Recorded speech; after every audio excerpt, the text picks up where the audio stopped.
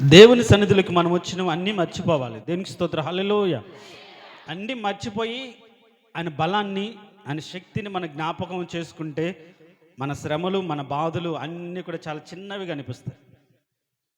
అలా దేవుని సన్నిధిలో మనం ఆనందించాలి. దేవునికి స్తోత్రం, హల్లెలూయా. వాక్య భాగంలోకి వెళ్దాం. చూడండి, అపోస్తులైన పౌలు ఎఫెసీయులకు రాసిన పత్రిక 4వ అధ్యాయం 17వ వచనం. కాబట్టి అన్య జనులు నడుచుకున్నట్లు మీరిక మీదట వలదని ప్రభువునందు సాక్ష్యం ఇచ్చుచున్నాను. వారైతే అంధకారమైన మనసు గలవారై తమ హృదయ కాఠిన్యం వలన తమలోనున్న అజ్ఞానము చేత దేవుని వలన కలుగు జీవములో నుండి వేరుపరచబడిన వారై తమ మనసుకు కలిగిన వ్యర్థతను అనుసరించి నడుచుకొనుచున్నారు. దేవుడు ఈ వాక్యం ద్వారా మనతో మాట్లాడును గాక. మరొకసారి చెప్దాం, ప్రైజ్ లార్డ్, హల్లెలూయా, హల్లెలూయా.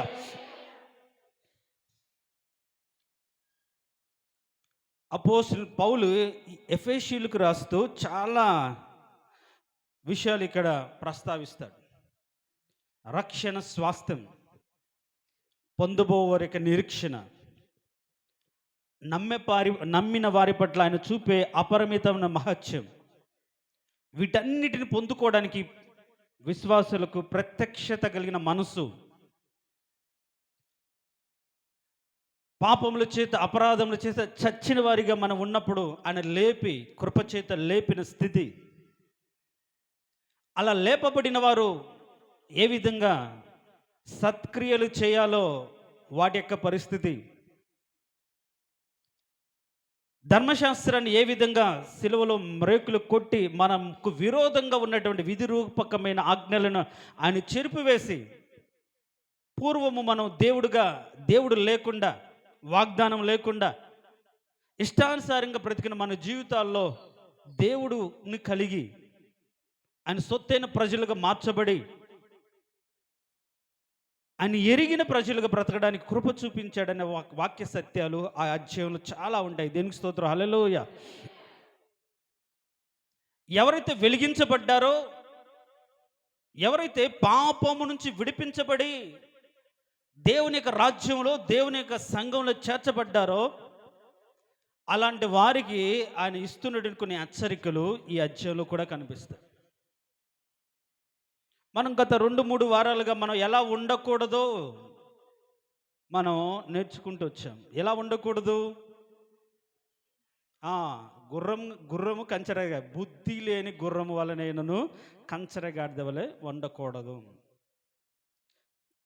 మరి ఈరోజు నుంచి మనం ధ్యానం చేసే అంశం, ఎలా నడవకూడదు?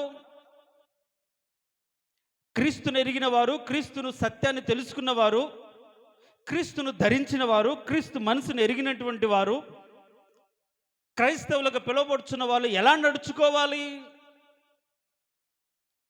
అనే విషయాన్ని మనం ధ్యానం చేస్తాం. ఆ నడుచుకునే విషయాన్ని గురించి చెప్తూ ఒక పోలికను గుర్తు చేస్తున్నాడు ఈ అధ్యాయంలో. ఒక పోలికను,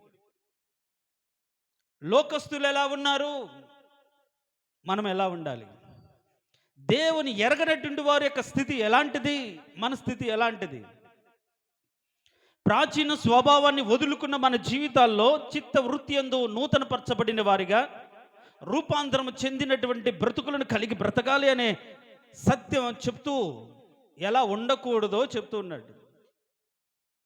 పూర్వము చీకటి ఉన్నారు, పూర్వము సాతానును అనుసరించి బ్రతుకుతూ ఉన్నారు, వాడి క్రియలను నెరవేర్చడానికి బ్రతికారు అని చెప్తూ ఈ అధ్యాయంలో ఆయన మన పట్ల ఏమై ఉన్నాడో, ఎలాంటి కార్యాలు జరిగిస్తాడో వాటన్నిటిని గురించి చెప్తూ ఒక మాట చెప్తాడు. చూడండి, ఈ 4వ అధ్యాయం 14వ వచనం నేను చదువుతాను, తర్వాత కింది వచ్చిన నేను చదువుతాను. 14వ వచనం, అందువలన మనం ఇక మీదట పసిపిల్లలమయ్యుండి మనుషుల మాయోపాయముల చేత వంచనతోనూ తప్పు మార్గమునకు లాగు కుయుక్తితోనూ గాలికి కొట్టుకొని పోవునట్లు కల్పింపబడిన ప్రతి ఉపదేశమునకు ఇటు అటు కొట్టుకొని పోవచ్చు అలల చేత ఎగురబడిన వారమైనట్లుండక అని చెప్తున్నాడు. ఇంకా మనం పసిపిల్లలుగా ఉండకూడదు. ఒక తప్పు చేసి తెలియక చేశాను అని చెప్తే, ఇప్పుడు పిల్లవాడికి చెప్పాను చేసిన తప్పు పదే పదే చేస్తాను, ఎన్నిసార్లు అడిగినా తెలియక చేశాను, నా వల్ల కాలేదని చెప్తుంటారు. పసిపిల్లల మనస్తత్వం. దాని గురించి ఎరగకుండా ఆ యొక్క ఫలితం, దానికి పర్యవసానం తెలుసుకోకుండా మాటి మాటిగా చేయడం పసిపిల్లల మనస్తత్వం. మీరు ఇంకా పసిపిల్లలు కాదు, బలమైన ఆహారాన్ని మీరు ఇంకా తినవలసిన వారై ఉండగా అని చెప్తున్నాడు. విశ్వాసంలో మారు మనసు పొంది 10 సంవత్సరాలైనా 20 సంవత్సరాలైనా 30 సంవత్సరాలైనా సరే బేసిక్ పాపంలోనే బ్రతుకుతుంటే వాళ్ళు ఎలా పెద్దవాళ్ళు అవుతారు? ఇంకా సత్యాన్ని ఎలా కాపాడుకోగలుగుతారు? సత్యాన్ని ఎలా ప్రకటించగలుగుతారు? ఆత్మీయ జీవితంలో కూడా ఎదగాలి, అభివృద్ధి చెందాలి. తల్లిదండ్రులు పుట్టిన కొడుకును బట్టి మొదటి రోజు సంతోషపడతారు. సంవత్సరం తర్వాత కూడా ఒక అంగుళం కూడా పెరగకుండా అదే స్థితిలో ఉంటే ఏ తల్లిదండ్రులు సంతోషపడతారా? 5 సంవత్సరాలైనా సరే వాడు పుట్టినప్పుడు ఒకవేళ 3.5 కేజీ బరువుతో బలిష్ఠుడిగా పుట్టుండొచ్చు, కానీ అదే వయసు అదే బరువుతో ఒక అంగుళం కూడా పెరగకుండా అలానే ఉన్నాడనుకోండి, ఆ తల్లిదండ్రులు ఎంతో బాధపడతాడు. వయసు పెరుగుతున్నది కానీ ఎదగట్లేదు, మరుగుజ్జువాడిగా ఉంటున్నాడు, ఆలోచన పెరగట్లేదు అని తల్లిదండ్రులు దుఃఖపడతారు. ఇలాంటి వాడిని నాకు పుట్టకపోయింటే బాగుండని అనుకుంటూ ఉంటారు. కారణం ఏంటి? వాడు పుట్టుక వారి జీవితంలో కొన్ని అవమానాన్ని తెస్తుంది. ఆ పలానా కుమారుడు పుట్టాడు కానీ, అవిటివాడు పుట్టాడు కానీ, లోపం కలిగిన వాడు పుట్టాడు కానీ, ఎదుగు బతుకులేదు పుట్టాడు కానీ, మరి ఏ పాపం చేశారో, ఎవరికి అన్యాయం చేశారో, ఎలా దుర్మార్గంగా ప్రవర్తించారో ఆ ఫలం ఆ బిడ్డలకు వచ్చిందని రకరకాలైన మాటలు మనం వింటూ ఉంటాం. మనకు పుట్టిన బిడ్డల విషయంలో సరైన ఎదుగుదల లేకపోతే, సరిగ్గా వాళ్ళు ఎదగకపోతే, మరి ఆత్మీయంగా కూడా మనం పుట్టి అలానే మరుగుజ్జువారిగా అక్కడ ఉండిపోతే దేవుడు బాధపడ్డా? దేవుడు కృంగిపోడా? దేవుని నామానికి ఎంత అవమానకరం. కాబట్టి మనం పసిపిల్లలుగా ఉండకూడదు, మనము ఎదగాలి. ఎదుగునట్లుగా ఆ వాక్యమైన పాలను అపేక్షించండి అని పౌలు చెప్తాడు. పేతురు కూడా అదే మాట చెప్తాడు. రక్షణ పొందిన తర్వాత పిల్లలకు పాలు ఎలా అవసరమో ఆ పాల ద్వారా ఎదుగునట్లుగా రక్షణ పాలను అపేక్షించండి అని దేవునికి వాక్యాన్ని మనం అంగీకరించి ఆ వాక్యమైన పాల చేత ఎదుగుతూ ఉండాలి. పిల్లవాడి మనసుతో ఎటుబడితే అటు కొట్టుకొని పోతుంది, ఎటుబడితే అటు వెళ్ళిపోతుంది. అలా ఉండకుండా ఒక స్థిరమైనటువంటి ఆలోచన కలిగి, ఒక స్థిరమైన ఉద్దేశం కలిగి, వయస్సుకు తగ్గట్టుగా, హెబ్రీయులకు రాసిన పత్రికలో ఉంటుంది, వయస్సుకు వచ్చిన వారు మంచి చెడులను వివేచించటకు వాళ్ళకి అభ్యాసం కలిగిన వారని రాయబడింది. ఒక వయసు వచ్చిన తర్వాత ఏది చేయకూడదో ఏది చేయొచ్చో వాళ్ళకి తెలిసి ఉంటుంది. చిన్నప్పుడు ఉన్నట్లుగానే వయసు పెరుగుతున్నప్పుడు అలానే ఉంటారా? ఉండరు. వయసుకు తగ్గట్టుగా మనస్తత్వంలో మార్పు రావాలి, ప్రవర్తనలో మార్పు రావాలి, అన్ని రకాలుగా మార్పు రావాలని చెప్తూ ఇప్పుడు ఆయన ఏమని చెప్తున్నాడు అంటే, అలా మీరు అట్లా ఉండకూడదు అని చెప్తూ ఇంకొక మాటను జోడించి ఏం చెప్తున్నాడంటే, అన్య జనులు నడుచుకున్నట్లు మీరు ఇక మీదట నడుచుకునవలదు. అన్య జనులు అంటే ఎవరు అంటే క్రీస్తుని ఎరగనటువంటి వారు, అంటే క్రీస్తు తత్వం తెలియనటువంటి వారు. అన్యజనులు అంటే ఎవరో హిందువులు ఐందవులు కాదు, క్రైస్తవులుగా పుట్టి క్రీస్తును ఎరిగినవని చెప్పుకుంటూ క్రైస్తవులే, కానీ క్రీస్తు అంటే తెలియదు, ఆయన మార్గం అంటే తెలియదు, ఆయన ఎందుకు భయభక్తులు కలిగి ఉండడం అంటే ఎలా తెలియదు, భక్తిని కాపాడుకోవడం తెలియదు, ఆయన మనస్తత్వాన్ని అర్థం చేసుకోలేరు. వీళ్ళందరూ కూడా అన్యజనులే. స్వజనులు ఎవరు? ఆయన అంగీకరించిన వాళ్ళు. స్వజనులు ఎవరు? ఆయన రక్తంతో కడగబడినవారు. స్వజనులు ఎవరు? ఆయన ప్రకటించగలిగిన వారు. స్వజనులు ఎవరు? ఆయన నామాన్ని అనేకులకు చాటి చెప్పగలిగిన, క్రీస్తు నావాడు అని చెప్పగలిగిన వారు స్వజనులు. అలా కాకుండా క్రైస్తవులుగా ఉండి క్రియల ద్వారా ఎరగమన్నట్లుగా ఉన్న వాళ్ళు ఎవడైనా సరే వాడు దేవుని ఎరగనటువంటి అన్యజనుడే. ఎందుకని వాళ్ళ ఉండకూడదని చెప్తున్నాడు? ఎందుకని వారిలాగా మనం నడుచుకోకూడదని చెప్తున్నాడు?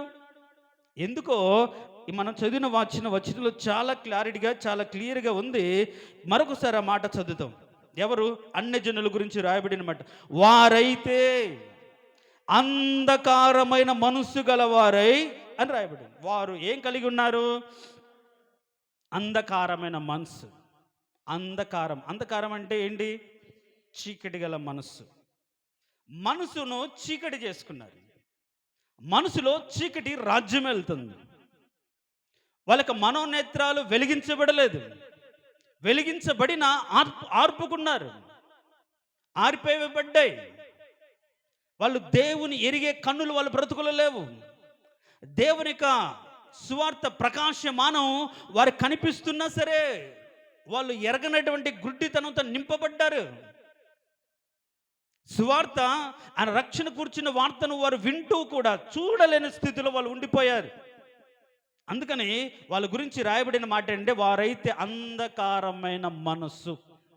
అంధకారమైన మనస్సు అని. మనసు ఎలా అంధకారమవుతుంది? మనసు ఎలా చీకటిగా మార్చబడుతుంది? మనం మనిషి అన్న తర్వాత మైండ్, ఇంగ్లీష్లో అది మైండ్ అని రాశారు బైబిల్లో, కొన్ని చోట్ల కాన్షియస్ అని రాశారు. రకరకాల పరిస్థితుల్లో రకరకాల వర్ణలు ఉన్నాయి. ఏ విధంగా సరే మనిషి 3 రకాలైన పదార్థాలతో నిర్మించబడ్డానని మనం ఎన్నోసార్లు చెప్పుకుంటాం. ప్రాణము, ఆత్మ, శరీరం. ప్రాణాత్మ దేహం అంటాం. దేవుడు మొదట శరీరాన్ని నిర్మించాడు. అయితే ఆ శరీరానికి జీవాన్ని ఇవ్వడానికి జీవవాయువుని ఊదాడు.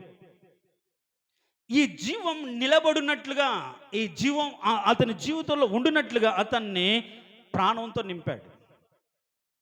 మన ప్రాణం ఎక్కడ ఉంటుంది చెప్పండి? మన శరీరంలో మన ప్రాణం ఎక్కడ ఉంటుంది? రక్తంలో ఉంటుంది. అందుకని రక్తం ఎక్కువ కారిపోయింది అనుకోండి, చనిపోతాడు. ఆయన జీవవాయువును, ఆయన జీవించే ఆ వాయువు రక్తంలో ఆక్సిజన్ ద్వారా మనకు అన్ని శరీరానికి అంతటికి అందుతూ ఉంటుంది. అందుకే రక్తం తగ్గినా కొందరిలో ఆయాసం వస్తుంది. కాస్త అడుగులు వేయగానే వాళ్ళు రొప్పుతూ ఉంటారు. కారణం ఏంటంటే సరైన ఆక్సిజన్ వాయువు వారికి జీవింపజేసే శక్తినిచ్చే వాయువు వారికి అందట్లేదు. ఆ రక్తంలో ఆ వాయువు లేదు, జీవం అనేది లేదు. సో ఈ జీవాన్ని ప్రాణంతో, అంటే జీవాన్ని జీవింపజేసేది ప్రాణం. ఈ ప్రాణం మన శరీరంలో ఉన్నంత కాలమే ఈ శరీరం సజీవంగా ఉంటుంది. ఎప్పుడైతే ప్రాణము పోతుందో జీవం కూడా, ఆ వాయువు కూడా, ఆత్మ కూడా వారి నుంచి వెళ్ళిపోతుంటాడు. అయితే ఈ ప్రాణము గురించి బైబిల్లో రకరకాలుగా మాటలు ఉన్నాయి. ఈ ప్రాణమునే కొన్ని సందర్భాల్లో ఆలోచన అని, మనస్సు అని పిలువబడుతూ ఉంది. కాబట్టి ఇప్పుడు ఆ ప్రాణం అంటే దేవుని యొక్క జీవం నిలిపి ఈ శరీరాన్ని నడిపించగలిగిన ప్రాణం, ఈ ప్రాణాన్ని కంట్రోల్ చేయగలిగినటువంటి ఆలోచన, ఈ ఆలోచనే చెడ్డదైపోతుంది, లేకుంటే చిగుడమయమైపోతుంది. అలా అంధకారమైన మనసు కలిగిన వారు అలా ఉంటే వాళ్ళ హృదయం ఏమైపోతుంది? కఠినపరచబడిపోయి దేవుని కృపను, దేవుని కనికరాన్ని గుర్తించలేని స్థితిలోకి ఉండిపోయి వాళ్ళు జీవములో నుండి వేరుపరచబడి అని అంటున్నారు. ఎప్పుడైతే మనసు అంధకారం అయిపోతుందో హృదయం కఠినపరచబడి, ఎప్పుడైతే హృదయం కఠినపరచబడుతుందో దేవునికి జీవంలో నిలవకుండా వాళ్ళ హృదయాంతరంగాలు ఉన్న మనసు కలిగిన వ్యర్థతను అనుసరిస్తూ దేవునిలో నుండి వాళ్ళు దూరం అయిపోతుంటారు. దేవుని మార్గంలోకి రారు, దేవుని సన్నిధిలో నిలబడరు అని చాలా స్పష్టంగా ఇప్పుడు మనం చదివిన వాక్యంలో ఉంది. దేవునికి స్తోత్రం, హల్లెలూయా. సో మనసు అంధకారం ఎలా అవుతుంది చూద్దాం. చూడండి, మీరు కానీ మత్తయి సువార్త 6వ అధ్యాయం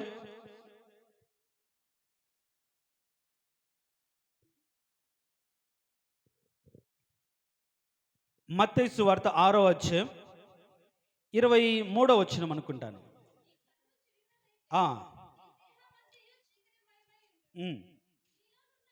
చాలు చూడండి, చాలా అంతవరకు చాలు. 22వ వచనంలో చాలా స్పష్టంగా ఉంది. దేహమునకు దీపము కన్నే గనుక నీ కన్ను తేటగాను దేహమంతయు వెలుగుమయమై ఉండును. దేవునికి స్తోత్రం, హల్లెలూయా. ఈ దేహానికి దీపము కన్ను అని రాయబడింది. అంటే ఈ కంటి ద్వారా మనం చూస్తున్న దానిని బట్టి కొన్ని ఆలోచనలు మనం చేస్తాం, కొన్నిటిని మనం చేస్తాం. నడుచుకుంటాం. అంటే మన హృదయంలోకి వెళ్ళే ఏ ఆలోచన అయినా సరే మొదట మన కంటి ద్వారా మాత్రం వెళ్తుంది. మీరు ఒకవేళ పుట్టు గుడ్డివాడు ఎవరైనా ఉన్నాడనుకోండి, వాడికి ఏ ఆలోచనలు ఉంటాయి? ఆలోచన చేయాలంటే ఏదైనా చూడాలి కదా. ఆలోచించాలంటే ఏదైనా వినాలి, ఏదైనా చూడాలి. విన్న దాన్ని బట్టి కొన్ని ఆలోచనలు వస్తాయి. కానీ విన్న దానిని బట్టి వచ్చే ఆలోచనలు బట్టి అతను ఇమాజిన్ చేసుకోవడం చాలా కష్టం. అర్థం చేసుకోవడం చాలా కష్టం. వాడు చూడలేదు కాబట్టి అది అర్థం అవ్వదు. మనం విన్న దాన్ని బట్టి చాలా ఆలోచనలు వస్తాయి, కానీ చూసి వినని దాన్ని బట్టి కరెక్ట్ ఆలోచనలు మన జీవితంలోకి వస్తాయి. దేవునికి స్తోత్రం, హల్లెలూయా. కాబట్టి ఏ ఆలోచన అయినా సరే మన హృదయంలోకి, మన జీవితంలోకి రావడానికి కారణం ఏంటంటే మన కన్ను. అది చెడు ఆలోచన అయినా సరే, మంచి ఆలోచన సరే, ఏదైనా సరే మన కన్నే మనకు వెలుగ్గా ఉంటుంది. అందుకనే పెద్దలకు ఒక సామెత చెప్తారు, పచ్చ కామెర్ల వాడికి ఎట్లా ఉంటుంది అంటే, వాడి కంటిలో పచ్చ కామెర్లు ఉంటే లోకమంతా పచ్చగా ఉంటుంది. కారణం ఏంటి? వాడి కన్ను అలా ఉండిపోయింది, కన్ను అలా మార్చబడింది. ఇక్కడ చెప్తున్న మాట ఏంటంటే, ఈ దీపానికి సరే ఈ దేహానికి దీపము కన్ను. ఈ కంటి ద్వారా మన మనసు ఆలోచిస్తుంది. ఈ మనసు యొక్క ఇన్స్ట్రక్షన్స్ని బట్టి ఈ దేహము పనిచేస్తుంది. కాబట్టి ఈ పని చేయాలి అంటే, ఈ శరీరం పని చేయాలంటే, ఈ శరీరం పని చేయడానికి కావాల్సిన ఆలోచనలు అనేది మనసులోకి రావాలి. ఈ మనసులోకి ఎలా వస్తాయంటే, చూచిన దాన్ని బట్టే వస్తాయి. అందుకని పర్సనాలిటీ డెవలప్మెంట్ క్లాస్లో పర్సనాలిటీ అనే దాని గురించి చాలా క్లారిటీగా క్లియర్గా ఉంటుంది. పర్సనాలిటీ అంటే వ్యక్తిత్వం అనేది it's not a physical appearance, బైకి కనిపించే బాహ్య సౌందర్యం అది పర్సనాలిటీ కాదు, వ్యక్తిత్వం కాదు. That is the combination of, అక్కడ రాయబడి ఉంటుంది, combination of thoughts and emotions and character అని రాయబడింది. ఒకరి యొక్క వ్యక్తిత్వం అంటే వాళ్ళ అంతర్గతంగా ఉన్నటువంటి వాళ్ళ హృదయపు ఆలోచనలు, తలంపులు, వాళ్ళ క్యారెక్టర్, వీటిని బట్టి ఒకరి యొక్క వ్యక్తిత్వం ఆధారపడి ఉంటుంది. దాన్నే ఒక వ్యక్తిత్వం అంటారు, అంతే తప్ప పైకి బాగా కనిపిస్తే దాన్ని వ్యక్తిత్వం అనరు. ఆ విధంగానే ఈ పైకి బాగా కనిపించడానికి, మనం కనిపించడానికి, ఒక మంచి వ్యక్తిగా నిలబడడానికి కొన్ని లక్షణాలు మనలో శాశ్వతంగా నిలబడతాయి. అవి రిపీటెడ్గా మనం చేస్తూ ఉంటాం.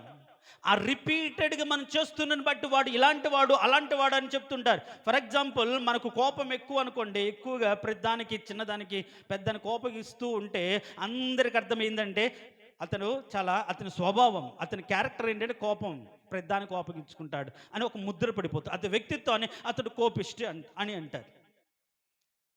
సో ఈ ప్రవర్తన, బాహ్య ప్రవర్తన అంతా కూడా మన ఆలోచనల మీద ఉంటాయి.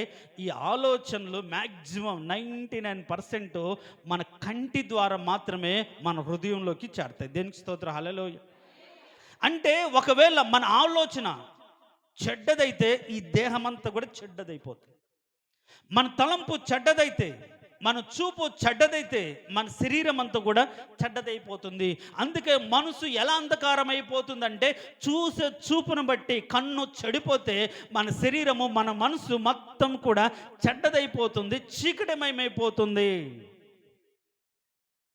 వారైతే అంధకారమైన మనసు గలవారైన రాయబడింది. ఎవరు? అన్ని జనులు, దేవుని భయం లేనటువంటి ప్రజలు, దేవునికి లోబడినటువంటి ప్రజలు. వాళ్ళ మనసులో ఏముంటుందంటే దేవునికి వ్యతిరేకమైన ఆలోచనలు ఉంటాయి, చెడు ఆలోచనలు ఉంటాయి. కాబట్టి వాళ్ళ మనసు ఏమైపోయిందంటే అంధకారం అయిపోయింది, చీకటిమయమైపోయింది. దేవుణ్ణి ఎరిగి కూడా ఆయన సన్నిధికి రాలేనటువంటి స్థితి ఉంటుంది. కాబట్టి మనం మొదటిగా అర్థం చేసుకోవాల్సిన అంశం ఏంటంటే, మన మనసు ఎందుకు అంధకారం అవుతుందంటే, మన కన్ను చెడిపోతే మన మనసు, మన దేహం అంతా కూడా అంధకారం అయిపోతుంది, చీకటి అయిపోతుంది, చూసే చూపు. అందుకనే ఆ చూపును గురించి అంటాడు, ఒకడు మోహపు చూపు చూస్తే అతని హృదయంలో వ్యభిచారం చేసినవాడు. కొందరు చూపులు పైకి కిందికి చూస్తూ ఉంటాయి, తినేసేటట్లుగా ఉంటాయి, రకరకాల తలంపుల్లోనే వ్యభిచరించే తత్వం ఉంటుంది. ఆశపడే కన్నులుంటాయి. అందుకనే పాపము మానలేని కన్నులు అని రాయబడింది. చూడంగానే ఇది కావాలని కోరికలు. ఇవన్నీ కూడా దేన్ని బట్టి వస్తాయంటే చూపును బట్టి. ఆకాను ఉన్నాడు, శపితమైంది తీసుకోకూడదు, ఇది వద్దు అంటే ఆయన అంటాడు, దాన్ని చూచి ఆశించి తీసుకొని దాచుకున్నాను. చూపును బట్టి ఆశలు, చూపును బట్టి కోరికలు మన జీవితంలోకి వస్తాయి. కాబట్టి మన దేహమంతా, మన శరీరం అంతా, మన మనసు అంతా చెడిపోవడానికి గల కారణం ఏంటంటే మన కన్ను చెడిపోతే. దావీదు తన శరీరంతో నిబంధన చేసుకున్నాడు, కానీ ఒకరోజు స్నానం చేస్తున్న స్త్రీని చూడగానే తన కన్ను చెడిపోయింది. అంత పాపం చేశాడు, తన బ్రతుకంతా నాశనం చేసుకున్నాడు. కాబట్టి ఎందుకు ఈ హృదయం అంధకారం అయిపోతుందంటే చెడు చూపు, చెడు తలంపు, చెడు ఆలోచన. ఇప్పుడు చాలామంది అనుకుంటారు, ఒకవేళ క్రైస్తవులుగా విశ్వాసులుగా బాగా కాస్త ఉన్నతమైన స్థితిలో ఉన్న వాళ్ళు, నేను ఎలాంటి మోహపు చూపు చూడట్లేదుగా, నేను అది కోరుకోవట్లేదుగా, ఇది కోరుకోవట్లేదుగా, కానీ నా బ్రతుకు అంధకారమా కాదు కదా అనుకుంటారేమో. కానీ అంధకారమైన మనసు కలవారు ఎవరో, ఎలాంటి వ్యక్తిత్వమో ఈరోజు మీకు చెప్పాలనుకుంటున్నాను. దేవునికి స్తోత్రం, హల్లెలూయా చెప్తాం, ప్రైజ్లార్డ్, హల్లెలూయా.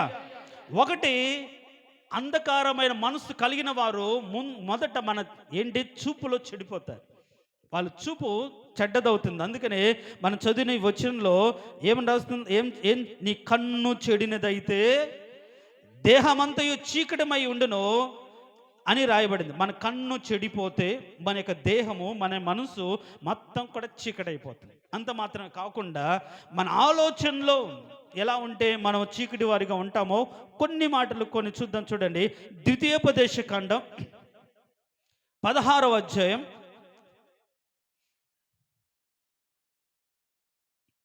16వ అధ్యాయం 19వ వచనం.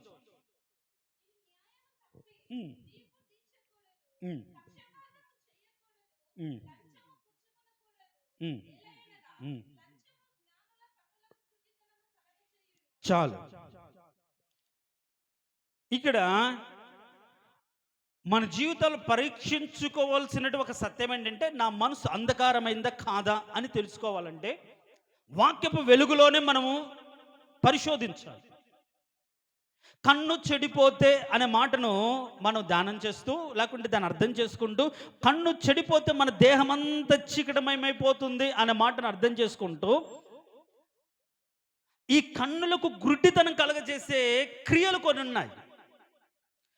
మన హృదయాన్ని కఠినత్వంలోకి మార్చుకోగలిగిన క్రియలు కొన్ని ఉన్నాయి. అదేంటి అంటే, ఒకటి, మన జీవితాల్లో పక్షపాతం కలిగి ఉంటే.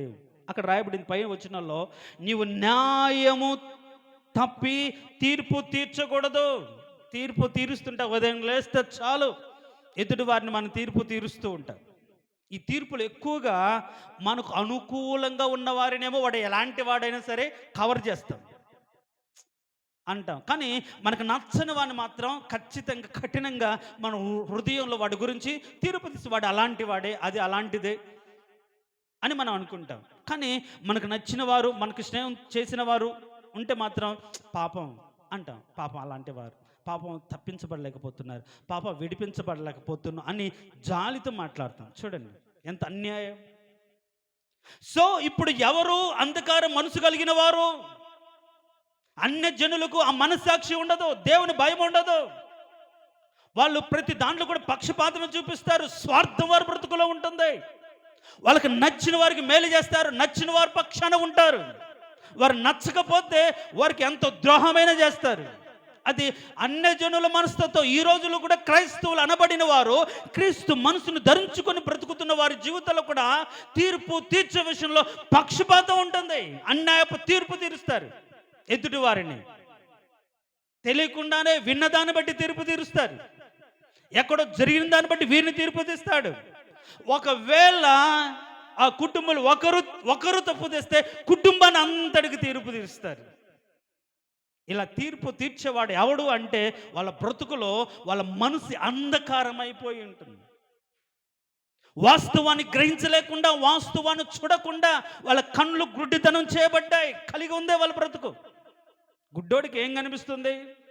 వాడికి ఏది అనిపిస్తే అదే అని వాడు చేస్తాడు, మాట్లాడతాడు. అంతేగాని వాడికి ఇది అదేని చూసే కన్నులు లేవు కదా. ప్రియ దేవుని సంగమా, ఈరోజు దేవుని బిడ్డవు అనిపించుకుంటూ నీ ఇరుగు పొరుగు వారికి, నీ సంఘస్థుడికి, నీ తోటి సహోదరుడి పట్ల ఎలాంటి తీర్పు తీరుస్తున్నావు? ఏ విధంగా మాట్లాడుతున్నావు? ఏం చెప్తున్న వాళ్ళ గురించి? నీ బ్రతుకులో అన్యాయపు తీర్పు ఉండి తెలుసుకోకుండా మాట్లాడితే నీ మనసు అంధకారం అయిపోయింది.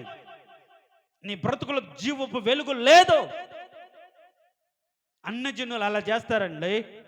ఈ రోజుల్లో దేవుని ఎరిగిన వారమని చెప్పుకుంటూ, దేవుని బిడ్డలమని చెప్పుకుంటూ, ఎదుటి వారి విషయంలో, మాట్లాడే విషయంలో చాలా తేలిగ్గా తీసి పడేస్తారు. కరెక్ట్ కాదు. కారణం ఏంటంటే నీ హృదయాన్ని కఠినపరుచుకొని దేవుని భయం లేని తత్వం అది. ఒకరిని ఎవరైనా ఒకరి విషయంలో మనం అనాలనుకుంటే అది ఆ దోషం మన మీదకి రాకుండా జాగ్రత్తగా మనం మాట్లాడాలి.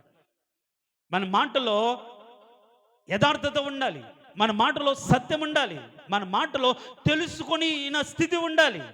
ఒకవేళ తెలుసుకున్నా సరే మనం తీర్పు తీరుస్తే ద్రోహి అంటే చాలు దేవుని యొక్క తీర్పులకు వచ్చిన వారమని బైబిల్లో రాయబడినప్పుడు మనం ఎట్లా అనగలుగుతాం? ఎట్లా తీర్పు తీర్చగలుగుతాం? కారణం ఏంటంటే నీ హృదయం ఏమైపోయింది? అంధకారం అయిపోయింది, చీకటి అయిపోయింది. వారి క్రియలు, వాళ్ళ బ్రతుకును తెలుసుకోకుండానే మాట్లాడతారు, వాళ్ళ బాధను ఎరగకుండానే మాట్లాడతావు. కరెక్ట్ కాదు. అన్యజనులు ఉండినట్లుగా మీరు ఉండకూడదు. అన్యజనులు ఎలాంటి వారంటే వాళ్ళు అంధకారమైన మనసు కలిగిన వారు. ఏంటి అంధకారమైన మనస్తత్వం అంటే? తెలియకుండా తీర్పు తీర్చడం, తెలియకుండా మాట్లాడడం, ఒకరి గురించి అన్యాయంగా మాట్లాడడం, లేకుంటే ఒకరికి అన్యాయం చేయాలని తలంపు కలిగి ఉండడం. దీన్ని ఏమంటారంటే అంధకారమైన మనసు. గుడ్డితనం కలగజేస్తుంది. ఒకరు మంచి మాటలు చెప్తే ఎదుటి వారిని ఇష్టానుసారంగా మాట్లాడతారా? అందుకని అక్కడ లంచం గుడ్డితనం కలగజేస్తుంది. జ్ఞానుల నేత్రానికే లంచం గుడ్డితనం కలగజేస్తుంది అంట. జ్ఞానుల నేత్రం మంచి చెడులను వివేచించిన వారి జీవితాల్లో అందుకనే చాటుగా ఇచ్చిన బహుమానం భలే బాగుంటుందని సామెతల గ్రంథం అంట. లంచం అంటే మనం డిమాండ్ చేసి ఇది ఖచ్చితంగా చేయాలని చెప్పి ఇచ్చేది. అలా కాకుండా కృతజ్ఞతాపూర్వకంగా మనం గిఫ్ట్ రూపంలో ఇస్తాం. ఏదైనా సరే ఆలోచనలు మార్చివేస్తుంది. ఈ రోజుల్లో చాలామంది హృదయాన్ని అంధకారం చేసుకొని బ్రతుకుతున్నారు. ఎదుటివారి నుంచి ఆశించి, ఎదుటివారు ఏదని ఇస్తారని కోరుకొని, వాళ్ళ మనసులో వ్యర్థతను అనుసరించి అంధకార మనస్తత్వం కలిగిన వారుగా బ్రతుకుతున్నారు. ప్రియ సహోదరి, సహోదరుడా, నీ మనస్సాక్షి ఎలాంటిది? ఒకరిని అనే ముందు అది కరెక్టా కాదా, నిజమా కాదా అని తెలుసుకొని అంటున్నావా? తెలుసుకొని మాట్లాడుతున్నావా? నోరు ఉంది కదని మాట్లాడుతున్నారా? జాగ్రత్త, నువ్వు తీర్పులోనికి వస్తావు. అన్యజనులు అలా తీర్పు తీరుస్తారు, అన్యజనులు అలా మాట్లాడుకుంటారు. అన్యజనులు ఉండినట్లుగా నువ్వు ఉండకూడదు అని చెప్తుంది. వారు అంధకారమైన మనసు, కన్ను చెడిపోయింది. ఎందుకంటే డబ్బులు ఇస్తే చాలు ఎట్లయినా మాట్లాడతారు, కాస్త ప్రేమతో మాట్లాడతారు, ఎదుటి వారి మీద నిందలేస్తారు. కాస్త మంచిగా సహవాసం చేస్తే చాలు ఎదుటి వారికి వాళ్ళు అంతకుముందు చెప్పిన మాటలన్నీ వాళ్ళకి చెప్తారు. కరెక్ట్ కాదు. కారణం ఏంటంటే దేవుని భయం లేనటువంటి మనస్తత్వం. అందుకనే నమ్మకమైన వాడు సంగతి దాచును అని బైబిల్లో ఉంది. నమ్మకమైన వాడు ఏం చేస్తాడు? కొందరు చెప్పుకుంటారు వాళ్ళ బాధలు, వాళ్ళ కన్నీళ్ళు, వాళ్ళ కష్టాలు. కానీ వీళ్ళు ఏం చేస్తారంటే దాన్ని అపహాస్యం చేస్తారు, నవ్వుల పాలు చేస్తారు. ఎవరికి చెప్పలేదనుకుంటే అందరికీ చెప్పేస్తారు. కొందరికి చెప్పేది కూడా ఇది చెప్తున్నామని కూడా కొందరికి అనిపించదు, తెలియకుండానే చెప్పేస్తుంటారేమో అనిపిస్తుంది. అది అమాయకత్వం కాదు. మాటల్లో తెలియకుండా చెప్పేస్తారు, తర్వాత మర్చిపోతారు. నేను ఎప్పుడు చెప్పానా అనుకుంటుంటారు. ఎంత జాగ్రత్తగా ఉండాలి మన మాటలు. నేను ఎప్పుడు చెప్పాను అనుకుంటే కాదు, ఏదో సందర్భంలో, ఏదో ఆలోచనలో ఆ విధంగా చెప్పాల్సి వచ్చిందేమో. కరెక్ట్ కాదు. మనం తీర్పు తీర్చకూడదు. అందుకని ఏంటి, ఎవడు అంధకారమైన మనసు కలిగిన వాడు అంటే మొట్టమొదటిగా అన్యాయంగా మాట్లాడేవాడు, అన్యాయపు తీర్పు తీర్చేవాడు. తీర్పు తీర్చడానికి మనం ఎవరి విషయంలో మనం తీర్పు తీర్చకూడదు. వాళ్ళు అలాంటి వారు, ఇలాంటి వాళ్ళు అని మనం అనకూడదు. అలా అంటే మనం ద్రోహులమే, నేరం చేసిన వారమే. కాబట్టి అంధకారమైన మనసు కలిగి నువ్వు నీ సహోదరుడి పట్ల ఉంటున్నావేమో, అంధకార మనస్తత్వంతో నీ సహోదరుతో స్నేహం చేస్తున్నావేమో, సంఘంలో ఉన్నావేమో. కలిసే ఉంటారు, కలిసే మాట్లాడతారు, కలిసి మందిరానికి వస్తారు, కలిసి పాటలు పాడతారు, కలిసి స్తుతిస్తారు, కలిసి ప్రార్థన చేస్తారు. కానీ ఒకరి గురించి ఒకరు రకరకాలుగా చెప్పుకోవడం కారణం ఏంటి? వాళ్ళ మనసు ఎప్పుడో చిగడమైపోయింది. వాళ్ళ గురించి ప్రేమ ఆప్యాయతలు ఎప్పుడో కరువైపోయాయి. దయచేసి అలా ఉండకూడదు. నీ సహోదరుని నువ్వు ప్రేమించకపోతే, ఒకవేళ నువ్వు అలానే ఉండు, కానీ వాళ్ళ గురించి విరోధంగానో వాళ్ళ గురించి అన్యాయంగానో నువ్వు మాట్లాడకూడదు. అలాంటి వాడు ఎవడు అంటే అంధకారమైన మనస్తత్వం కలిగిన వాడు. కాబట్టి అక్కడ ఎవడు అంధకారమైన మనస్తత్వం కలిగిన వాడంటే న్యాయము తప్పి తీర్పు తీర్చువాడు, పక్షపాతం చూపువాడు, అంత మాత్రం కాకుండా డబ్బుకు అమ్ముడు పోయేవాడు. కాస్త కొన్ని ఎమోషనల్ ఇంటెలిజెన్స్ ఈ రోజులు యూజ్ చేస్తున్నారు. ఎమోషనల్ బ్లాక్మెయిలింగ్, చాలా ప్రేమతో నటించి మాట్లాడిన దాన్ని బట్టి మభ్యపెట్టి వాళ్ళ వైపు మార్చుకుంటున్నారు. దీన్ని బట్టి మన మనసు అంధకారం అయిపోతుంది. రెండవదిగా ఇంకా చూస్తే, ఇలాంటి అంధకారమైన మనస్తత్వం కలిగి ఒకవేళ దాని గురించి బైబిల్ ఏమని రాయబడుతుంది అంటే, ఒకవేళ అది మనం అలాంటి మనస్తత్వం కలిగి దేవుని సన్నిధిలో ప్రార్థించినా అది దేవుడు అంగీకరిస్తాడా? చూడండి, మలాకి గ్రంథం 1వ అధ్యాయం 8వ వచనం. మలాకి గ్రంథం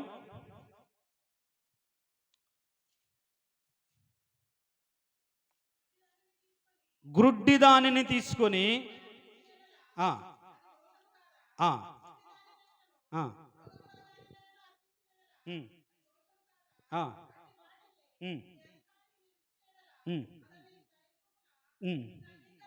చాలు. ఇక్కడ ఇప్పుడు మన జీవితాల్లో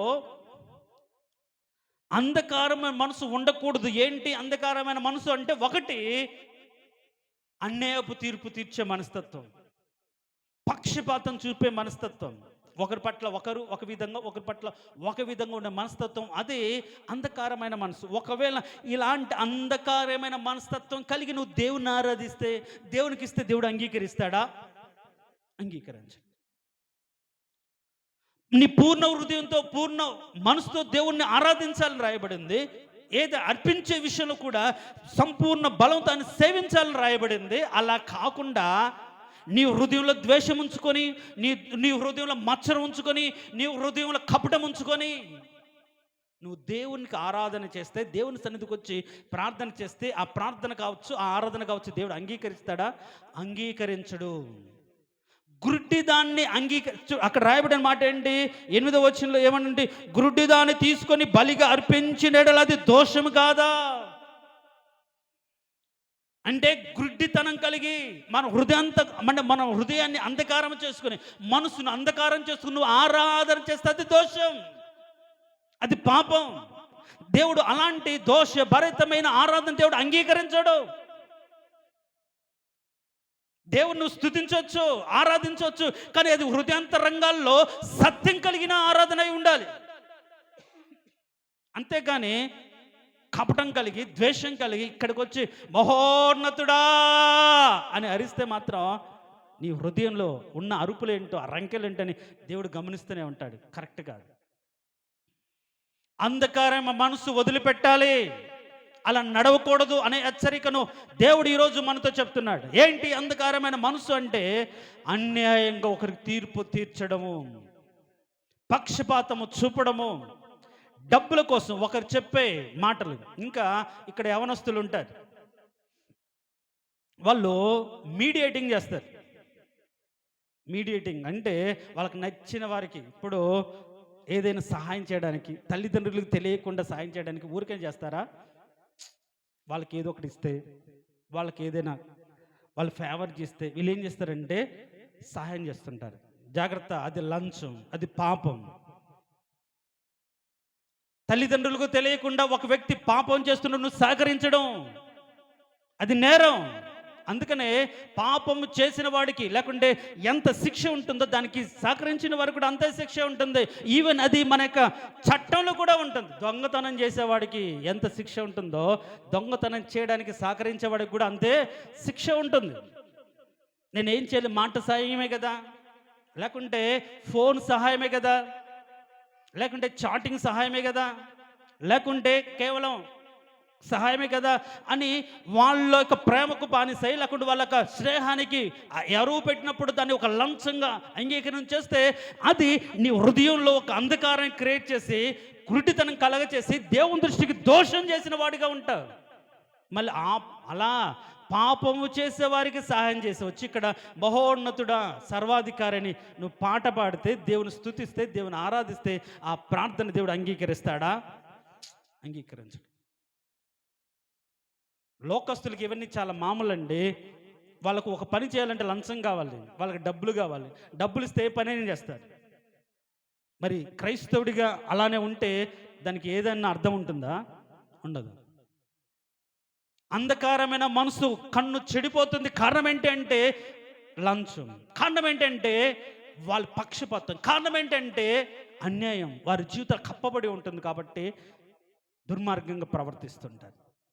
ఇంకొక మాట నేను చూపుతాను చూడండి. ఎవరు ఈ యొక్క అంధకార మనసు కలిగిన వారు అంటే ఇంకొక మాట నేను చూపిస్తాను. 23వ అధ్యాయం మత్తయి సువార్త 23వ అధ్యాయం. మత్తయి సువార్త 23వ అధ్యాయం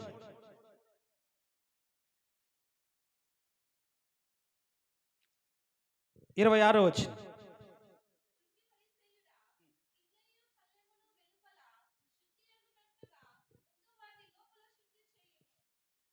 ఎన్నో వచ్చినమ్మా నేను చెప్పింది ఎన్ని? 23, 26. ఓకే 26లో గ్రుడ్డి పరిసయుడా, గిన్నెయు పల్లెమును వెలుపల శుద్ధి ఉన్నట్లుగా ముందు వాటి లోపల శుద్ధి చేయాలి.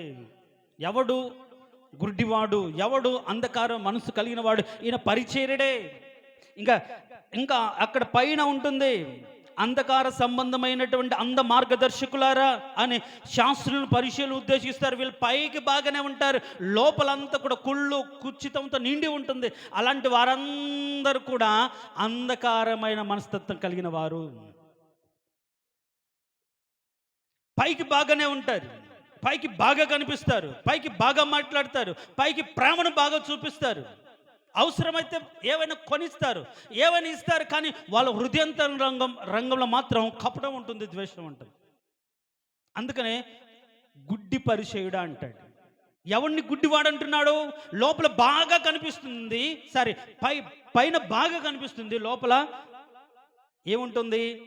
చెడుతో ఉన్నవాడిని. అంటే ఎవడు అంధకారం అయిన మనసు కలిగిన వాడు అంటే, ఒకటి అన్యాయపు తీర్పు తీర్చేవాడు, పక్షపాతం చూపేవాడు, లంచం నాశించేవాడు. ఇంకొకటి ఏంటంటే లోపల శుద్ధి లేనటువంటి వాడు. ఎలాంటి వాడు? లోపల శుద్ధి లేకుండా వాక్యము ద్వారా హృదయంతరంగాలు ఉన్న పాపను తొలగించుకోవాల్సిన మనము తొలగించుకోకపోగా లోపల ఎలా ఉంటాయి? కుళ్ళు కుచ్చితంగా ఉంటాయి. అందుకని బైబిల్లో చాలా స్పష్టంగా మార్కు సువార్త 7వ అధ్యాయంలో ఉంటుంది, లోపల ఉన్నటువంటి అపవిత్రమైన క్రియలు ఏంటి అక్కడ ఉంటాయి. చూడండి, ఒక మాట చదువుదాం. మనుషుల హృదయములో నుండి జారత్వము, దొంగతనము, నరహత్య, వ్యభిచారము, లోభములు, దొంగతనములు, చెడుతనములు, కృత్రిమమును, కామ వికారమును, మత్సరమును, దేవదూషణ, అహంభావమును, అవివేకమొచ్చు ఈ చెడ్డవన్నీయు. చాలు. మనుషుల హృదయంలో, ఇప్పుడు ఈ శాస్త్రుల పరిశీలన హృదయంలో ఏముంది అంటే ఒకలాంటి మత్సరం ఉంది. యేసుక్రీస్తును చూసి అసూయతో సిలువకు అప్పచెప్పినట్లుగా రాయబడింది. అసూయ, అయ్యో సర్వలోకం వారితో పాటు వెళ్తుంది, మేము ఇన్ని సంవత్సరాలు సేవ చేస్తుంటే ఈయన నిన్నగాక మొన్నొచ్చాడు, 3.5 సంవత్సరాలు అందరిని తన వైపు తిప్పుకుంటున్నాడు, ఏం చేయాలని మత్సరపడ్డారు, ఈర్ష్యపడ్డారు, అసూయపడ్డారు. కాబట్టి సిలువేసి చంపాలనుకున్నారు. వాళ్ళ హృదయంతరంగాల్లో ఏముందంటే కుళ్ళు కుచ్చితం, పాపం ఉంది. ఈరోజు కూడా నువ్వు కూడా గుడ్డి క్రైస్తవుడివే, అంధకార మనసు కలిగినట్టు వాడవే. చీకటి హృదయంతరంగాలు ఉన్న చీకటి తొలగించుకోకుండా, పాపము తొలగించుకోకుండా, వాస్తవానికి దేవుడు మనల్ని ఏం చేశాడు? చీకటిలో నుండి జీవంలోకి దాటిస్తే, వెలుగులోనికి దాటిస్తే ఇంకా చీకట్లోనే బ్రతుకుతున్నారు. ఇంకా ఆ చీకటిలోనే జీవిస్తున్నారు, ఇంకా ఆ చీకటిని కలిగి బ్రతుకుతున్నారు. అన్న జనులు నడుచుకున్నట్లుగా అంధకారమైన మనసు కలిగి బ్రతుకుతున్నారు. దేవునికి సత్యాన్ని ఎరగట్లేదు, వాళ్ళకి జీవాన్ని వెలిగించుకోవట్లేదు. వెలిగింపబడిన హృదయ నేత్రములు చాలా మందికి లేవు. ఎలా ఉంది నీ ఆత్మస్థితి ప్రియ క్రైస్తవ జనాంగమా? ఆ గ్రుడ్డి పరిసేడ్లాగా పైకి మాత్రం శుద్ధి, లోపల పాపం ఉంటే నువ్వు గుడ్డివాడివే. ఇంకొక మాట చివరిగా ఒక మాట చూపిస్తాను చూడండి. యోహాను రాసిన మొదటి పత్రిక 2వ అధ్యాయం. యోహాను రాసిన మొదటి పత్రిక 2వ అధ్యాయం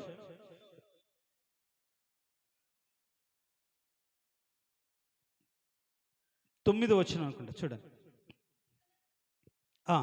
తన సహోదరుని ద్వేషించువాడు ఇప్పటి వరకును చీకటిలోనే ఉన్నాడు, తన సహోదరుని ప్రేమించువాడు వెలుగులో ఉన్నవాడు, అతని యందు అభ్యంతర కారణం ఏదీ లేదు. తన సహోదరుని ద్వేషించువాడు చీకటిలో ఉండి చీకటిలో నడుచున్నాడు, వాడి చీకటి అతని కన్నులకు రుడ్డితనము కలగ చేసెను గనుక తానెక్కడికి పోవచ్చున్నానో అతనికి తెలియదు. ఎవడు చీకటిలో ఉన్నవాడు? ఎవని హృదయం అంధకారమైన మనసు కలిగి ఉంది అంటే తన సహోదరుల పట్ల ఏముండాలి? ఏముంటుంది? ద్వేషం. ఒకవేళ మన హృదయంలో ద్వేషం ఏదైనా ఉంటే నువ్వు ఎక్కడ ఉన్నావు? చీకట్లో. ఆశ్చర్యకరమైన మాట ఏంటంటే లూకాసు వార్త 9వ అధ్యాయం ఉంటే ఆయన మార్గములో పోవచ్చుండగా ఒక పుట్టి గుడ్డివాడు ఆ మార్గంలో ఆయనకి ఎదురు వచ్చాడంట. పుట్టి గుడ్డివాడు ఆయన మార్గంలో పోతుంటే ఆ మార్గంలో నడుస్తుంది. ఈ రోజుల్లో మన హృదయాంధకారం కలిగి ఎక్కడ నడుస్తున్న మార్గంలో నడుస్తున్నారు అనుకుంటున్నారు, కానీ వాడు ఎక్కడికి పోతున్నాడో తెలియకుండా భక్తి చేస్తున్నారు. ఎలా ప్రేమించాలో, ఎలా నడుచుకోవాలో, ఏ విధంగా పరిశుద్ధం కాపాడుకోవాలో తెలియని భక్తి ఈరోజు చాలామంది. అందుకనే అది నామకార్థమైన భక్తి అంటాడు, వ్యర్థమైన భక్తి అంటాడు. వారు నా వలన వినిన మాటలు వాళ్ళు వినకుండా వాళ్ళ కన్నులు మూసుకున్నారు, చెవులు మందమైపోయిన అంటారు. వింటారు, వినడానికి మాత్రం వింటారు, కానీ చేయరు అలాంటి వారు. సహోదరుని ద్వేషించేవాడు ఎలాంటి వాడు అంటే చీకట్లో ఉన్నవాడు. అంటే వాడు హృదయంలో ఏముంది? ప్రేమ లేదు. ప్రేమ ఉంటే దోషాన్ని కప్పిపెడుతుంది, ప్రేమ ఉంటే కొన్నిటి భరిస్తుంది, కొన్నిటి తట్టుకుంటుంది, సహిస్తుంది. సహోదర ప్రేమ ఉంటే భరిస్తుంది, మర్చిపోతుంది. కొందరికి మరుపు రాదు, గుర్తే ఉంటుంది.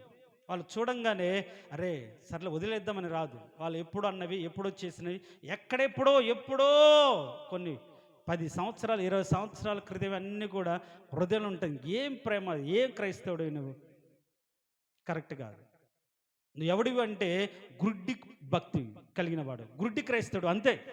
మొహమాటం లేదు. ఎక్కడికి పోతున్నావో, ఎందుకు భక్తి చేస్తున్నావో తెలియని స్థితిలో. మన పాలెలో కుక్కలు ఎంటలు పడుతూ ఉంటాయి.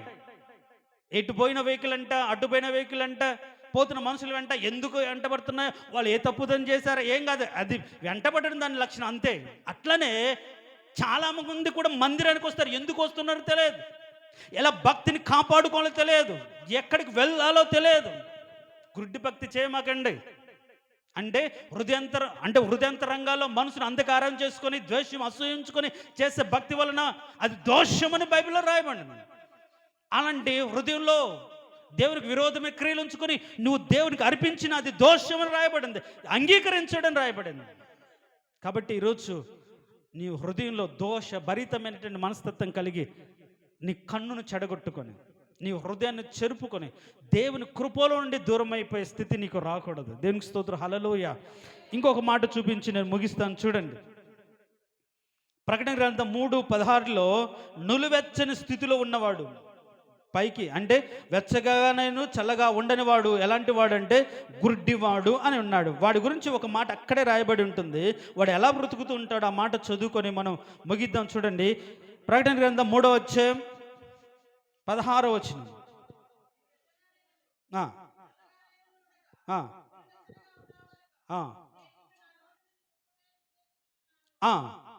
చూడండి అక్కడ నీవు దౌర్భాగ్యుడవును, దిక్కుమాలిన వాడును, దరిద్రుడును, గుడ్డివాడును, దిగంబరమైనాను ఎరగక ఆయన ఏమనుకుంటున్నాడు? నేను ధనవంతుడును, ధనవృద్ధి చేసుకొనుచున్నాను, నాకేమీ కొదవలేదని చెప్పుకొనుచున్నావు. ఎదుటి వారిని ద్వేషం ఉంచుకొని పాపం ఉంచు, నాకేమి, నా డబ్బు నాకుంది, నా ఉద్యోగం నాకుంది, నా ఇల్లు నాకుంది, నా ఆస్తి నాకుంది, ప్రశాంతంగా బ్రతుకుతున్నాను. దానివల్ల ఏం చేయబడుతావు? నీ బ్రతుకంటే ఉమ్మివేయబడుతుంది. కాబట్టి ప్రియ దేవుని సంగమ, దేవుని సన్నిధిలోకి వచ్చిన వారు ఎవ్వరు కూడా అంధకారమైన మనస్సు కలిగి ఉండకూడదు. ఏంటి అంధకారమైన మనస్సు అంటే? పక్షపాతం చూపే బుద్ధి, అన్యాయపు తీర్పు తీర్చే ఆలోచన, లంచము పుచ్చుకొని న్యాయాన్ని తిప్పివేసే తత్వం, సహోదరు ద్వేషించే మనస్తత్వం. అంత మాత్రమే కాకుండా నులివెచ్చని స్థితి. అట్లా పరిశుద్ధంగా ఉండరు, అలా పాపంలో ఉండరు, అటు ఇటు కలిగి ఉండడం. ఇవన్నీ కూడా మన మనసు అంధకారమైన స్థితి కలగడానికి కారణం. ఒకవేళ అలా ఉంటే దేవుడు మనల్ని ఏమని తూ అని ఊస్తాడు. మరి అలా దేవుడితో ఉమ్మెంచుకున్న స్థితిలో ఉండకుండా ఒకవేళ మన బ్రతుకులో అంధకారమైన మనస్తత్వం ఉంటే దాన్ని దేవుని సన్నిధిలో వదిలిపెట్టి ఒప్పుకొని విడిచిపెడితే దేవుని కనికరం మనం పొందుకొని ప్రత్యక్షతను చూస్తూ దేవుని సన్నిధిలో జీవం కలిగి ముందుకు వెళ్తాం. తలలు వంచండి. తలలు వంచిన మనం ఎలా ఉండకూడదో ఒక పరిశీలనాత్మకమైన మాట విన్నాం. అన్ని జనుల వల్ల ఉండకూడదు. మొదటిగా వారు అంధకారమైన మనసు కలిగిన వారై. ఎందుకు అంధకారం అయిపోయింది? వాళ్ళ తలంపులు చెడిపోయి, వాళ్ళ ఆలోచన చెడిపోయింది, వాళ్ళ కన్ను చెడిపోయింది. ప్రియ సహోదరి సహోదరుడా, నువ్వు కూడా ఈరోజు ఆయన సన్నిధిలో ఉండి ఆయన ఆరాధిస్తూ కూడా నీ హృదయాన్ని, నీ తలంపులు, ఆలోచన చెరుపుకున్నవారుగా, చెడగొట్టుకున్నవాడిగా, హృదయంలో ద్వేషం ఉంచుకొని, మాటల్లో కపటం ఉంచుకొని, చూపుల్లో కామం ఉంచుకొని, అపవిత్రత ఉంచుకొని, చెడుతనం ఉంచుకొని ఈరోజు దేవుని మందిరకు వస్తే ఉపయోగం లేదు అని దేవుడు సూటిగా మాట్లాడుతున్నాడు. మార్చుకోవాలి. ఈరోజు నువ్వు నీ బ్రతుకును మార్చుకోవాలి. దేవుని మనసారా పిలిచే నీ హృదయంతరంగాల సత్యం కలిగి ఉండాలి. అంధకారమైన మనసు కలిగిన వారే ఉండకూడే. వారైతే అంధకారమైన మనసు కలవారై. ఎందుకు అలాంటి మనసు వచ్చింది? ఈరోజు మన జీవితం అలా ఉందేమో. ఒప్పుకుందాం, వదిలిపెడదాం. ఈరోజు మనస్ఫూర్తి ఒప్పుకొని, ప్రభా చీకటిమైపోయిన నా బ్రతుకులు వెలుగు కలగ చేయండి నాయన. ఆత్మ దీపం ఆర్పుకున్నాను నీ కృపలో, ఆ వెలుగుతో నింపండి నాయన. వెలుగులో నడుచున్నట్లుగా సౌలు మీదకి ఏ విధంగా, పౌలు మీదకి ఏ విధంగా మీరు మార్గ మధ్యలో దర్శించి వెలుగు ప్రకాశింపజేసి మాట్లాడి చీకటి పడిన తన బ్రతుకును మార్చినట్లుగా నా బ్రతుకును కూడా మార్చండి ప్రభువా. సత్యమును ఎరుగునట్లుగా, సత్యమును చూచినట్లుగా, సత్యమును గ్రహించినట్లుగా, సత్యాన్ని జరిగించినట్లుగా నీ కృప నా మీద ఉంచండి ప్రభు అనే ఒక శ్రేష్టమైన భక్తి మనం చేయనట్లుగా,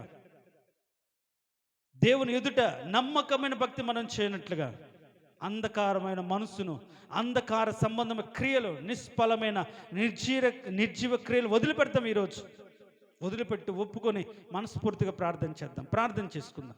మహోన్నతుడా, సర్వాధికారి, జీవం కలిగిన దేవా, నీకు స్తోత్రం. అవును ప్రభా, నిన్ను నమ్మి నీ రక్తంతో కడగబడి పరిశుద్ధతలో నిలిచిన మేము, పరిశుద్ధులుగా మార్చబడినేమో, అంధకార మనసు కలిగిన వారిగా మేము ఉండకూడదు అని మీరు చెప్పారు. ఎందుకు మనసు అంధకారం అయిపోతుంది అంటే మా ఆలోచనలు, అది చూపును బట్టి కావచ్చు, విన్నదాన్ని బట్టి కావచ్చు, తెలుసుకున్న దాన్ని బట్టి కావచ్చు, చెడిపోతే మా మనసు అంధకారం అయిపోతుంది. చూసిన దాన్ని బట్టి ఆకాను చెడిపోయాడు, చూసిన దాన్ని బట్టి గేహాజు చెడిపోయాడు, దావీదు చెడిపోయాడు, ఎదుటి వారి పట్ల ద్వేషం ఉంచుకొని సౌలు చెడిపోయాడు. ప్రభువా, మేము అలా ఉండకుండా, అలా జీవించకుండా, ఇదిగో ప్రభా, పవిత్రమైన కన్నులు కలిగిన వారిగా, హృదయం కలిగిన వారు నీ సన్నిధి ఉండినట్లు ప్రతి ఒక్క కుటుంబాన్ని దీవించండి. మాటల్లో వ్యత్యాసం ఉండకూడదు, మాటల్లో కపటం ఉండకూడదు, తీర్పు తీర్చేటప్పుడు పక్షపాతం ఉండకూడదు, అన్యాయంగా మాట్లాడకూడదు అని ఎరిగి మా నోటిని జాగ్రత్త పరుచుకొని, మా హృదయమును జాగ్రత్త పరుచుకొని, సత్యాన్ని హృదయంలో నిలుపుకొని బ్రతకలిగిన కృపను మాకు దయచేయమని ప్రభా, క్రీస్తును ధరించిన మేము ఆ మార్గంలో క్రైస్తవులుగా నీ సత్యాన్ని ఎరిగి బ్రతుకున్నట్లుగా నీ కృప చూపించమని, వచ్చిన ప్రతి ఒక్క బిడ్డ జీవితంలో ఇంకా అంధకార సంబంధమైన నిర్జీవ క్రియలు, అంధకార క్రియలు, చీకటి తలంపులు, చీకటి క్రియలు ఉంటే వాటిని ఒప్పుకొని వదిలిపెట్టి నీ దగ్గరికి పశ్చాత్తాపపడి ప్రార్థించినప్పుడు కనికరం పొంది వారి జీవితాలు తిరిగి జీవించబడతాయి, దీవించబడతాయి అని సత్యాన్ని ఎరిగి ప్రార్థించినట్టుగా నీ కృప చూపించమని, అంధకార సంబంధమైన క్రియలు పాలివారిగా ఉండకుండా మమ్మల్ని మేము ప్రత్యేకించుకొని వెలుగులోనే జీవించినట్లుగా నీ కృప ఉంచమని ఈ ఉదయకాల దీవంతో నింపి బలపరిచి నీకే మహిమ గంత ప్రభావాలు కలిగించుకోమని యేసయ్య అతి శ్రేష్టమైన దివ్యగణ నామమును అడిగి వేడుకొంచున్నాము తండ్రి, ఆమేన్. ఆ విధంగానే